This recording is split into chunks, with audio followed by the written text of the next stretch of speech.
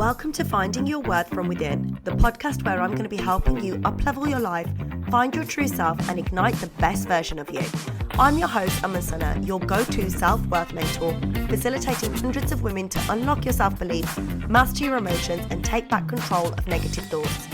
We're going to be covering everything self-worth for South Asian women, how to ditch your self-doubt, kick other people's judgment to the curb, and learn how to finally use your voice clearly and with confidence. With the practical tools and spiritual teachings that I give you in this podcast, don't be surprised when this magic begins to massively elevate your life. So whether you're going for a walk, driving home, or listening with a cup of coffee, let's get stuck in. Hello. Today we are talking about how I guarantee success for clients that want their voice to be heard instead of ignored. And oh my God, this is one hell of a juicy live. If you're listening on the podcast, then turn the volume right up because I have got some insights for you today, right? I was going to say one hell of an insight. No, there's insights. There's many insights today. So let's get started because a lot of people that come to me around their voice, right? So they want to be heard, they want to use their voice, and they don't want to be ignored. And I've got so many clients, like I said, that are desperate to be heard, desperate for their voice to not be overlooked and to be listened to instead. And every single client that leaves me leaves knowing who they are. They have a deeper understanding of who they are and how to project themselves and strengthen their voice, right? So I'm going to talk to you today about how I guarantee that success for clients. So there's a few reasons that people's voices aren't heard. And the reason I want to talk to you about this is so that you can understand which category you fit into. Number one, there's some people that are trying to use their voice and it's completely overlooked. And this is when you don't have confidence in your own voice. If you're trying to tell someone something or get your point across, but you don't really believe in yourself and you're a little bit meek with it, like meek as a mouse with it, and you're like, and your voice is completely overlooked. It's because you don't believe in it yourself, right? So there can be that as well as being unaligned with what you're saying. We all know, as women, when you get asked if you're okay, and you're like, I'm fine. You're not fine, right?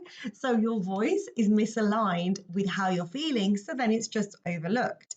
So those are two reasons that you might be overlooked because you're not feeling confident in yourself as well as not feeling aligned. Now, number two, another reason why your voice isn't heard, like another category, is it's if you're expressing but it's not coming out quite right. So this is a bit similar to how I grew up. If it's not meaning you were suppressed, your voice was suppressed. It's not meaning anything like that. It just means the situations in which maybe you didn't need to use your voice. Maybe you were pushed back a little bit to the side and rather than being discouraged, it was because other people were encouraged more, right? So for me, I always tell the story of like, I'm one of 4 siblings. I've got 2 older sisters and I basically just did as I said. And like I said, it was nothing like I was suppressed. It was nothing nasty or horrible. It was just that I had 2 older sisters. So I just did what they said and I didn't have to make decisions for myself. I didn't need a voice of my own because it was fine. We just went along with it. And as an adult, this made me quite placid and quite just go with the flow. And I actually didn't know what I wanted to say or how to say it, how to use my voice, how to use my expression. So that's like person number 2. Person number 3, if you've got a voice that you want to be heard but isn't being heard and you don't know how to use it, is if it's been ingrained from a younger age. I get many clients that come to me that have memories of being told, oh, you're stupid, you don't know what you're saying, no one wants to hear you. Those are the times where you have been put down or you have been suppressed. That person really struggles with finding their voice, or actually projecting what they want to say. They might know what they want to say, but they stop themselves because of these memories. So how do I guarantee this success for clients? It's something that I get really, really excited about. Like finding your voice, finding your expression is just something I love to teach and love to help clients through. So how I guarantee this is, number 1, step 1, we go back to the first time that you felt like this, the first time you were overlooked, maybe pushed back, maybe shut down. When was the first time that you felt like you couldn't use your voice? Because this is the root of it. This is where it first started, and this is the crux of the matter. Anything else from there on, any other memories thereon, would sit on top of this belief. So we go way back, and it may not be like easy to go way back. It may not be the first time we are able to get there. We kind of uncover it slowly, because sometimes we hide memories and we've got to uncover them slowly, right? So we go back right to that first memory when this has happened for you, when you're not able to use your voice. And we reprogram that belief. We reprogram it from the beginning, from the root, because when we do that, then it's removed and you can replace it with another aligned belief, right? Imagine like when you're weeding, you've got to pull out the roots of the weed, right? So you weed that belief out, and then you can reprogram and create new beliefs. Number two, we understand the situation in which the client wants to speak up. Is this in a work situation? Is this in a personal situation? A romantic relationship? Is it in with your parents or in-laws? Or what situation is it that the client wants to speak up in and use their voice? Because in each situation, there's going to be hurdles and there's going to be challenges.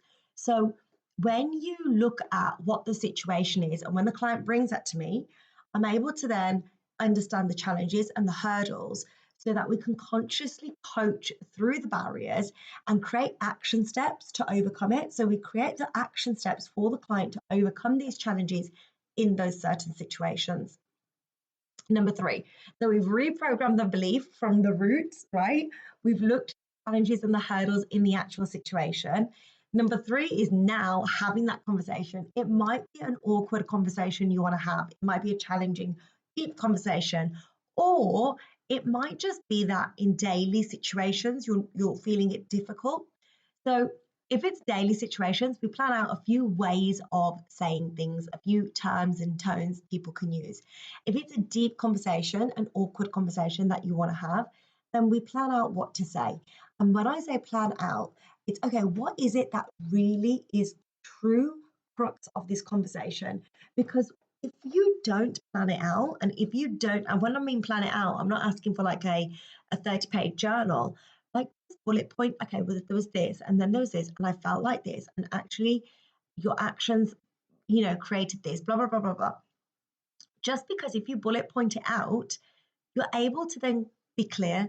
You're able to be then effective in your communication, because often in the moment when we have conversations, emotions can get in the way, and emotions often throw us on a tangent and derail us.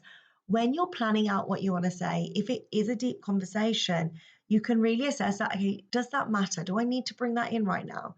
Or let's just remove that. Let's stick to the key points. Because when you don't plan that out and you just go for a free-fall conversation, then you do bring in, and then you did this, and then this happened. So plan out what you want to say, bullet point it down, have it clear, concise, and effective. Number four, oh my God, language. Language is everything, because whether it's a work conversation, whether it's, like I said, any situation, language is huge. You want to feel confident. We are able to remove the blame, remove the victimization, remove the accusation from the language that you're using in order to have really powerful conversations. And I'm there with my clients in Telegram. Throughout Telegram, what we do is through this. They might be in the week being like, I want to have this conversation. I'm thinking of saying this, this, and this. And I'll be like, okay, great. Can we change that to make that more powerful? Can we change it to remove the blame? Can we change it to X, Y, and Z? So during Telegram, we really coach through in order to change that language, because that is a serious game changer. It gives you the power back. Removing, when we talk about language, removing things like you made me feel and saying, actually, when this happened, I felt like this. It makes you more powerful because you're taking the onus of your actions. Also, it removes the blame from the other person, so they're more open to receiving that conversation. Language is so, so important. But right, most importantly, I'm there all the way with the clients. Like, this is my favorite thing because I am there with clients, trialing, testing their new voice. I'm there alongside them to help empower them, to push them outside the comfort zones and allow them to feel safe when they're having these conversations. These conversations otherwise would have been quite awkward. Whereas now, when they go through the steps that I take them through, they're actually quite calm, free. I get so many clients come back to me and say, oh my God, I had the conversation. I absolutely loved it. Okay, so just a question here. How does one deal with a strong personality? Okay. With somebody else's strong personality. They have a very strong personality and I am polite. Okay, cool. So this is quite a good question. On this, what I'd say is if somebody else has got a strong personality, it's one of the first things that you've said you're quite quiet. So first things I would ask yourself is, do you feel confident? Are you confident in what you're saying in yourself? Do you truly believe what you're saying is right? And if it is, go through the steps that I've mentioned. Go through when you didn't feel right using your voice to start with. Understand what the barriers are. The barrier there is that you've said the other person feels more dominant than you. Change your language, plan out what you want to say, and then change your language to make yourself feel more confident, make yourself feel more powerful. And sometimes when you're having a conversation, and I've done this with clients as well, so this and this has happened, and it just made me feel like this. So you're not actually going in for a moan or a whinge or anything like that. The typical names or terms that are given to a conversation when somebody's expressing themselves. You're not going in for that. So you can simply set the intention of the conversation. Set the intention of the conversation and say, I just wanted to let you know when you did X, Y, and Z, it made me feel like this. And then obviously, they might come back with something, but the conversation, your intention for having that conversation isn't to get into it. It's to just let them know. And you can say, we don't need to get into it right now. I just wanted to let you know, this is how it made me feel. So could you please be mindful moving forward in the future not to do that? Or could you please be mindful moving forward that whatever it is for you, that, I was feeling like this, or I was having a bad day, or whatever it is, so that you are taking power back there. You're taking power back from that personality. Okay, so if the other person's a planner and you're not, then start planning yourself. Drop me a DM and I'll be able to help you a little bit more with that. So yes, like I said, you've got your 4 ways there. This is the way I guarantee success with clients in using their voice. You go back to when you first felt overlooked. You understand the hurdles within the situation. Plan out what you want to say so that you can be effective, and change your language to feel more confident, more in power, and remove the accusation, remove the victimization, remove the blame so that the conversation can go smoothly, well, and you're in control of it.